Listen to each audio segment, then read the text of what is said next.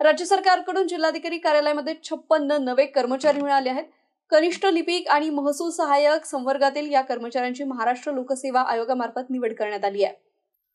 जिल्हाधिकारी कार्यालयात कागदपत्र पडताळणीनंतर या नवीन कर्मचाऱ्यांना रुजू करून घेण्याची प्रक्रिया सुरू आहे। जिल्हाधिकारी कार्यालयाअंतर्गत जिल्हाभरात कर्मचाऱ्यांची शेकडो पदे रिक्त आहेत। त्यामुळे सध्या कार्यरत कर्मचाऱ्यांवरील कामाचा ताण वाढला आहे। काही कर्मचाऱ्यांना 2-2 टेबल सांभाळावे लागत आहे। परंतु आता राज्य सरकारने पुरवठा विभाग आणि जिल्हाधिकारी कार्यालयाला मिळून 56 कनिष्ठ लिपिक दिले आहेत। एमपीएससी कडून काही दिवसांपूर्वी कनिष्ठ लिपिक आणि महसूल सहाय्यकांची भरती प्रक्रिया राबवण्यात आली होती। त्यातून निवडून आलेले हे कर्मचारी आता जिल्हाधिकारी कार्यालयाकडे पाठवले आहेत। पुरवठा विभागाला 30 कनिष्ठ लिपिक आणि जिल्हा प्रशासनाला 26 महसूल सहाय्यक मिळाले आहेत। यातील पुरवठा विभागाला मिळालेल्या 30 कनिष्ठ लिपिकांची कागदपत्रे पडताळणी नुकतीच पूर्ण झाली आहे, तर जिल्हा प्रशासनाला मिळालेल्या 26 महसूल सहाय्यकांची कागदपत्रे पडताळणी 26 ऑगस्ट रोजी आज झाली आहे। त्यानंतर लगेचच या कर्मचाऱ्यांना रुजू करून घेण्यात येणार असल्याची माहिती जिल्हाधिकारी कार्यालयाकडून प्राप्त झाली आहे।